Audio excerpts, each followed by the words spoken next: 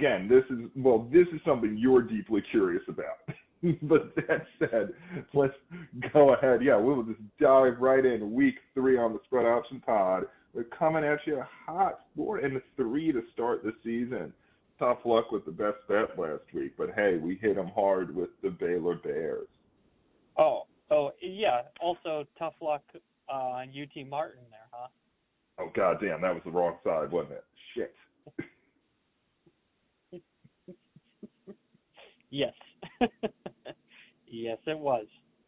God damn it, that was the wrong fucking side. God fucking, whatever. Everyone who laid the 6.5 with the Miners, hats off to you. And that was actually my sign, because that was like a market reading thing. The fact that number never left 6.5 was a bad sign for me. If I had the right side, that shit would have got bet down to 4.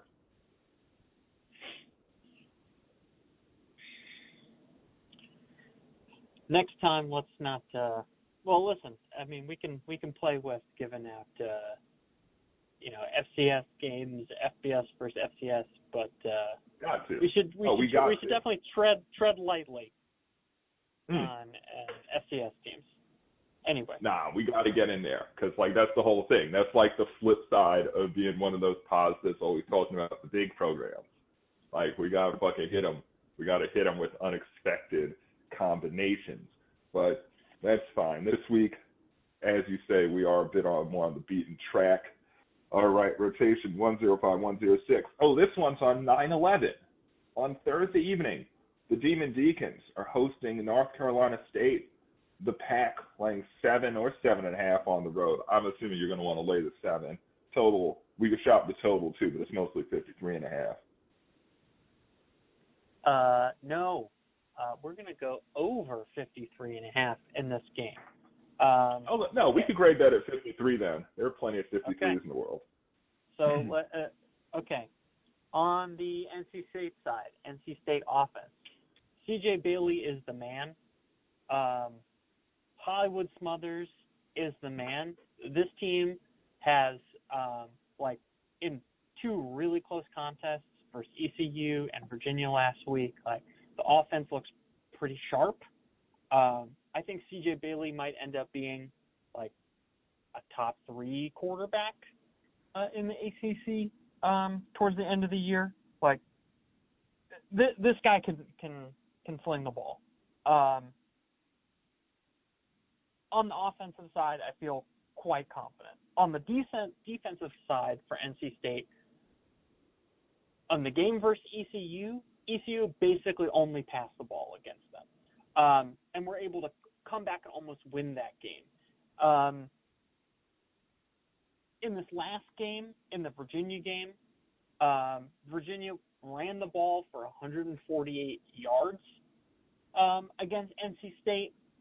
In both contests, in the open field, there was a lot of bad tackling, a lot of missed tackles, really, really sloppy.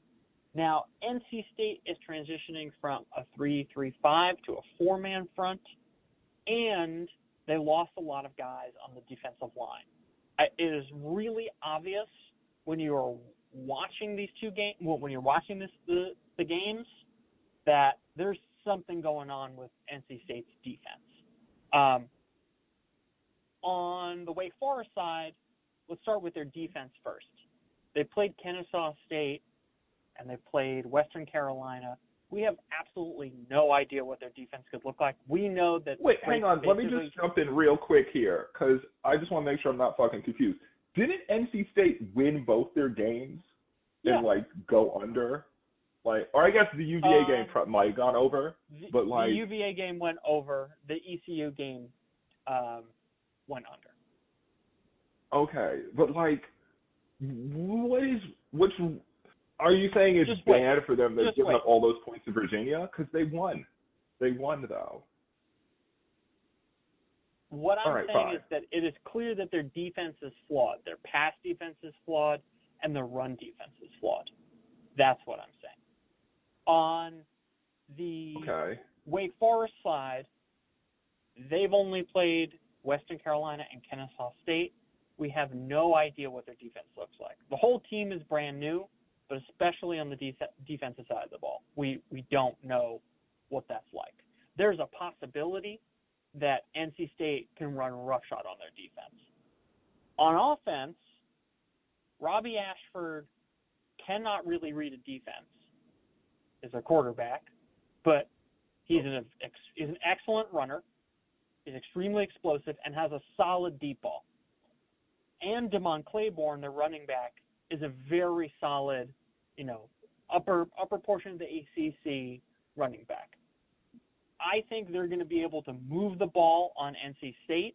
I think we can probably get anywhere from 17 to 24 points out of Wake Forest, and I think it's possible that NC State can put up 38 plus points on these guys. So that's why I'm going over. And in addition, Kennesaw State is in the top 25 seconds per play. NC State is a little bit slower, but Kennesaw State is moving quickly. So hang on, you meant to say Wake, right? Yeah, sorry, Wake, because they played Kennesaw State. Yes, I meant to say Wake. Because, right. Yes. So I think Wake is going to be able to have a handful of explosive plays because of the problems on NC State's defense with Robbie Ashford, and NC State is going to be able to put up, run up the score on them with relative ease. So that's why I'm going over 53. Okay. All right. I dig it. Well, I certainly dig the point about Wake being a fast-paced team. And I guess NC State has given up quite a few yards in the air. Like they've given up more than 300 yards in the air in these games, or at least on average in these games. So that's not ideal. Like the opposing quarterback is a dude who throws for 300 yards. That's a tough guy. And dude, if you watch these games, there's just arm tackle after arm tackle. It's just really, really sloppy on the NC State defensive side. But NC State is going to be running based, so they will be kind of counteracting you on the tempo of the game, right? No, they're pretty balanced, I'd say. But their strength is in the passing game. They're more of a balanced offense. Okay. All right. So then, I mean, you should be able, right? The Wake shouldn't be that tough, right? Presumably. The real question is how many points can we get from Wake? That is the question mark. I think NC State's going to be able to put up. So then why don't we just lay the 7, bro? Wait, what do you mean? Why don't we just lay the 7? If our concern is we question whether Wake will do their part, why don't we just lay it? Because this spread is too much for this rivalry. They should not be laying 7.5 on the road at Wake. That's why. This should be inside 6.5. That's the problem. This is the market is overweighting NC State. Now it's possible that Wake is terrible, but we don't have enough data. From a strength of record perspective, NC State is a much better team. From basically any data point that you can collect, NC State's the better team. But it's only been 2 weeks, and Wake has only played Wake Forest, Wake has only played Kennesaw State and Western Carolina. So we don't really have enough information on them. That spread is too big for NC State to be laying on the road at Wake Forest. That's why, in my opinion. Didn't we say in the offseason that this was a generationally bad Wake team? I feel like we had that consensus. It is possible. But this is in North Carolina. This is a rivalry. Okay? No, I got you. I think NC State is going to fuck these guys to death. I'd be so much happier giving out the 7. That said, I don't really want to buck you on the over because, 53 is pretty doable. 8 touchdowns is doable. Or you got 7 touchdowns and 2 field goals. Either way, it's doable. Yeah, I wouldn't. Yeah, I wouldn't fade you. I wouldn't take the under, but I'd rather lay it, to be honest. Go for it. You know. Go for it. I Um, don't like non-Clemson ACC teams laying over 7 on the road. That does not sound good. that's not like a prescription for success. In conference. You know what? I mean, I hear you, and everyone is aware at this point that the Wake team is not going to beat the allegations. Now, all right. if you wanted to snag a 10.5 with NC State, just because potentially if Wake is truly terrible, that might be a nice number to have in your pocket. But I like the over here. All right, I got you. We're going to grade it at 53 because people can get that. They can get that on the internet. They could walk up the Vegas Strip and get it. All right, next one up. This is my real big noon kickoff. Rotation 113-114. Memphis is headed to Troy, and the Troy Trojans are catching 4 at home on a total of 51. And I am so stoked to back the home team. I'm so stoked to have them on the money line. The Troy Trojans have been good this season, as we expected them to be. And this Memphis team is not a generationally good Memphis team. I'll put it to you like that. The Trojans played Clemson tough last week, more so than we would have expected, to be honest. I think that says stuff about the Clemson team. But either way, we had the pulse of this Troy team. This line is about in pocket where we would have expected it to be. Like, I mean, if you had asked me to guess line, I probably would have said 6, but whatever. I'll take the 4 happily. Troy's going to win the game. Low-key, Troy is the better team. Like, it's wrong team favored is the thing. So we identified this in the off season as a spot for us to play Troy. The thinking at the time was Memphis is going to go play Arkansas next week at home, and this is a great look-ahead spot. Again, using my numbers, which take the average of the last 4 years, the average power rating the last 4 years, this should be about a 2-point spread. This opened the opener with 6.5. Damn it.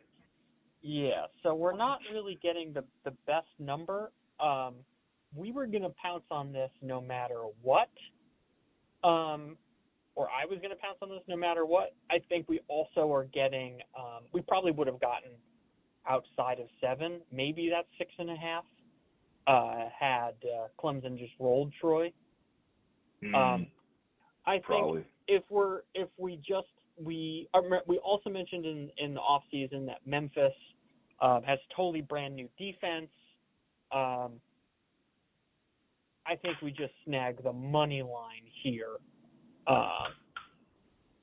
But if we have all this confidence in the spot, we also don't have great data points from Memphis. They played Chattanooga week 1, and then they played Georgia State, a team we weren't super high on. Moreover, TJ Finley, who we mentioned several times in the off season, just was enrolled into the school last week, and he played quarterback in this game. So I don't think we don't really have a sense of how good Memphis is. So if we're still thinking this is potentially, we're still in high variance season, week 3, we should just snag the money line or just take, but I think taking the points is fine, but we definitely have the worst of the number right now. That is, well, we don't have the worst of the number if it's the wrong team favored, but we do have the worst of the market move. But like, the indicators on the programs are going in opposite directions. Like, Memphis is sloping down, and the Troy Trojans have pointed upwards. I am I'm not afraid to play momentum in college as much as I am in the NFL. Like there's not necessarily a seasonal mean reversion. You could just have really shit years and really good years. And yeah, this noon kickoff is going to suit the home team just fine. Yes, definitely take the money line as a practical matter. It makes more sense to put the 150, 155 in pocket versus the +4. Like, expect Troy to win this game a lot. I have snagged this myself, so I'm with you. All right, squad ride. All right, next one up. Rotation 137, 138. Yes, another one of our off-season picks. This is Oregon State on the road at Texas Tech. The Red Raiders line 22.5 on the total of 60.5. And, well, I don't know what sound a beaver makes, but I think that they're going to cover. That doesn't sound right. Definitely doesn't sound right. But okay. that said, yeah, the reason that we like this in the off season is we thought this is a huge look ahead spot for Texas Tech. They're going on the road at Utah for their Big 12 opener. There's a lot of hype about Texas Tech spending all this money in the off season. So this is their opportunity to if they don't win the Big 12 this year, then what's the point? Like we're gonna have a new coach. Honestly, anyway, McGuire's gonna get fired. He has to win. He has to do the season total over not to get fired, right? Like you gotta win at least 9, right? Surely. Yeah, and Texas Tech has already played Abilene Christian and Kent State. Covered in both of those games. Totally teabagged them. They really need to have like a third shellacking in a row right before they go on the road. Also, their quarterback, Baron Morton, had another off-season injury. Maybe they can give him a little bit of rest in this game. This opened it at 21.5. It briefly was 24.5, where your boy grabbed it. But if we look at, again, the 4-year average, just the 4-year average of power ratings, this should be a 4-point spread. So if we took any Oregon State team within this should be a 4-point spread. This should be a 4-point spread. So, but, okay, that's obviously not what we have on our fingers, because at our fingertips we expect Texas Tech to be a much better team than it has been on average last 4 years, and Oregon State to be a worse team, right? So maybe this should be like a 10.5 point spread in reality. But anyway, so Oregon State's had a rough opening campaign, rough 2025 campaign. They got crushed by Cal first week of the season. But Cal only outgained them by 50 yards. That was like 31-9 or something. Truly embarrassing final. But from a yardage game perspective, not that much of a shellacking. Then last week, versus Fresno State, they outgained Fresno State in that loss. This was a 36-37 loss. They outgained Fresno State 528 to 318. Really, there was 2 turnovers and a missed field goal is what made the difference in this context. So I think, and our off-season prior was that the Beavers are going to be better than people expect. I still think they haven't had their opportunity to showcase how potentially FBS average they are. Maybe not good in a absolute sense, but a better team than they were last year. That's what our priors were. So I'm hoping this could be about a FBS average team, Oregon State. Even if you were like saying, okay, they're a Mountain West, the top 3 Mountain West team, this power rating shouldn't be this spread rather shouldn't be this large. They'd be power rated higher. So we're still getting a little bit. Let's be clear.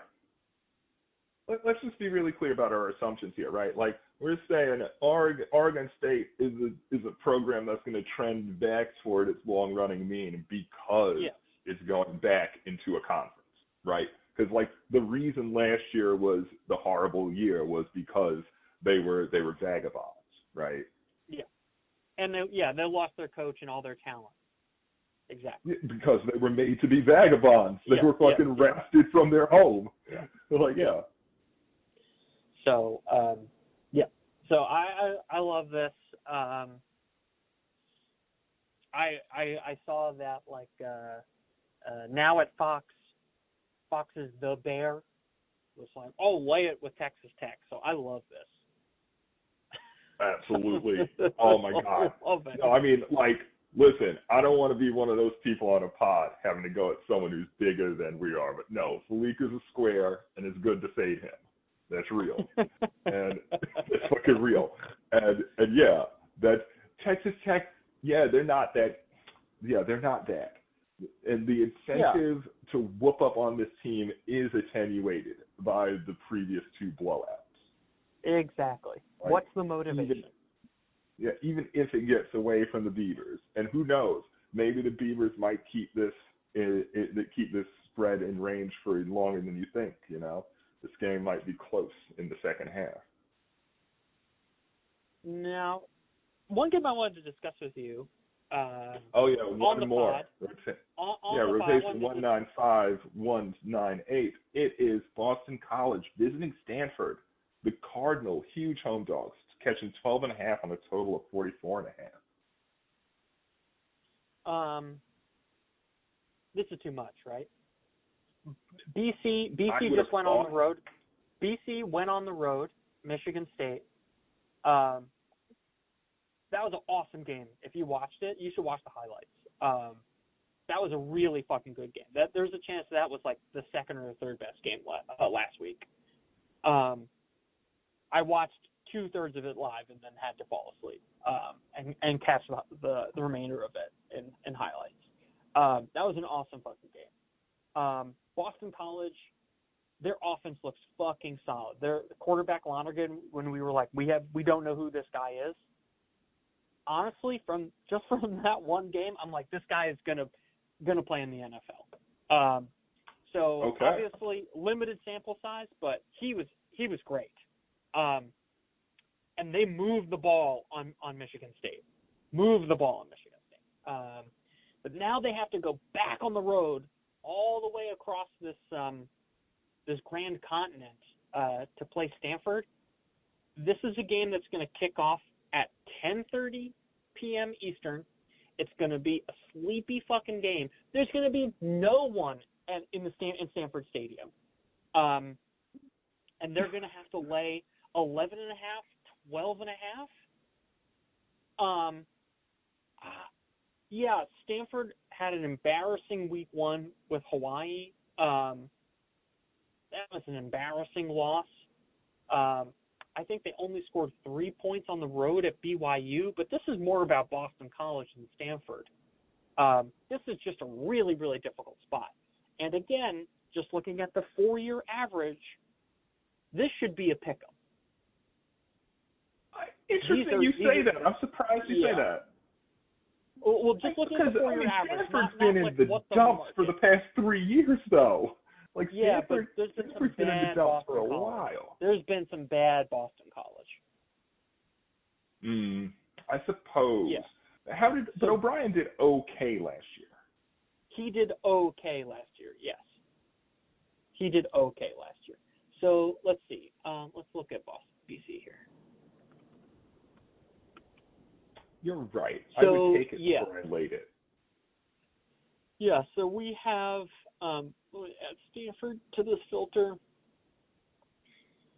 Okay, so we're starting in 2021. Boston College was about okay, so the thing is, in 2021, these teams were only about 4 points different power rated 4 points differently. BC having the higher power rating. In 2022, Stanford was the better team by about 5 points. In 2023, only a 3-point power rating difference, with BC being the better team. Last year we have an 11-point difference with BC being the better team. And so with the average of those numbers and with Stanford on the road, that should be a pickup. Just according to those numbers, right? This is not advanced analytics. We're just trying to sense check. No, of course. But what the power if we should be. just off of last year, the spread would be like 8, right? Yeah, exactly. So exactly. Yeah. So like even if 8.5. Even if okay, yeah, 8.5. Okay. So even if that's these because Stanford might be in terminal decline. Like, have their boosters stopped supporting this program altogether? Is my question. Like, you know what I mean? Like, when it was Harbaugh and Shaw, like, Stanford took football hella seriously. But I'm not sure they do anymore. I think they're trying to, but it's just early days, as they say. Okay. All right. Yeah. That's worth looking into. I'm putting it on the to-do list. But I'm happy to give out the plus 12.5. I buy it. Now, the real question is, I don't think we should give out the plus 12.5. The reason why, everyone is going to lay it with Boston College. Who's going to want to take Stanford? I think we might be able to get 14.5. And at that point, we should definitely grab it, right? You know what? That's right. Because if we need to chase, if we get into trouble, definitely feel free to chase with Stanford catching the double digits. Yeah. Because everyone's going to see Stanford only put up 10 points versus Hawaii, only put up 3 points versus BYU. They stink. It's a late night game. Everyone's going to be laying it with Boston College. You would think because who would you look to? You know what? Actually, people are also going to lay it with Sparky. They're going to definitely be like, just do it in Tempe at 10:30. That's going to be another good game to chase with. But I'm with you. I like putting stands, But I take it the Beavers are our best bet. The Beavers are our best bet. So off the pod, because we won't talk about top 10 matchups, but we can include this. We're on the Hogs, right? I don't know. Yes. Listen, we're taking the Hogs and we're not playing the goddamn game. Yeah, right? I grabbed the Hogs. Yeah, I grabbed them at 9.5. Yeah. This game is absolutely dog or pass. But Lane does scare me in this setting. Like the way things went last week, I feel like that was a chilled week for him because we're gonna do something at home. But then again, the Razorbacks should be able to stay with him, even if the game gets high scoring. Like, Georgia, Tennessee in the game of the year markets. This was 6.5. This opened both 6.5 and 7.5. Now we're at 3.5. Ooh, Tennessee's not winning this game, right? Like what something's not right here. This is an interesting line. We thought Tennessee was going to have a worse team. Everyone did, right? Surely. Yeah. How have the Bulldogs been? Have they been convincing? They played Marshall and Austin Peay. And they didn't dog walk those teams. Well, they won by 38 against the Herd, but which I think is a fair result. And then they played Austin Peay last week. Yeah, another chilled one. We don't know. I think the Governors kept that pretty respectable. That said, Tennessee whooped up on Syracuse, who almost just lost to UConn. and then Tennessee played an FCS team, right? Like, what? How do we know? We think this is closer than it probably would have been last year, even though they don't have Nico, and like all those defensive players that got drafted, and a running back that got drafted. Like, I feel squared to grab Georgia, but like, what? I got to, right? At 3.5? What? Well, here's the thing. Okay. First of all, is Kirby like famously a good road coach? I don't feel like he is. I feel like Kirby does a lot of his damage between the hedges. Let's look that up. Like, I feel like I got to start packing up a little bit so I can continue talking. Oh yeah, but like, you know what I mean? I feel like my perception of the team is so colored by 2021 and 2022. It's like, oh yeah, they just kill everyone, you know. I feel like that. Yeah. Go ahead. I'll say this. Kirby doesn't lose a lot, so that's why all of his ATS records are good. Yeah. But he has lost the best guys. 5 of his last 10 as a road ranked team. I mean, against a road ranked team. If Tennessee beats Georgia, then we're saying Tennessee is a top 4 team in the SEC, something like that. That doesn't feel right. I was more pressed about the defense than necessarily losing Nico. And obviously Nico played so bad against UNLV that like I think it was bullet dodged. All right. That could just be an offensive line issue, but yeah. Fine. You know. I mean, you gotta cook UNLV. I don't care if you gotta throw the ball fast. Yeah, get it out of your hands then, kid. You gotta shred UNLV. Whatever. Let's not get sidetracked. So what I should do? I'm scared. I should just grab Georgia. You gotta grab Georgia minus 6.5. I would be happier with the plus money. Yeah, exactly. Like, if this is totally mispriced, like, on the flip give side, yourself what the game of the year line was going to be for plus money. On the flip side, Tennessee, our Tennessee supporters going to say we should lay 2.5 with our ticket. I wonder. This is a tough spot. I bet you this line is roughly splitting the action. Do you know what I mean? Like, I bet you 3.5 has got a lot of takers. Maybe come Tuesday, the public is going to be on Georgia. That's true. It's still early, very early in the week. Yeah. You would think Georgia would be the people's choice. Mhm. Yo, good luck with the Bulldogs, but I'm happy we're riding with the Beavers. I like that one. I like that one better. Yeah, but we're definitely it's the Hogs Day. I mean, Ole Miss might win because Ole Miss might win by double digits by accident too, right? You know what I mean? I don't think they. This is maybe. I would love that. I'd love that 9.5 though. That's a good number though. That 9.5 because you really can you just fade that 10 real quick? Can you just like miss a PAT or something like fumble that snap real quick?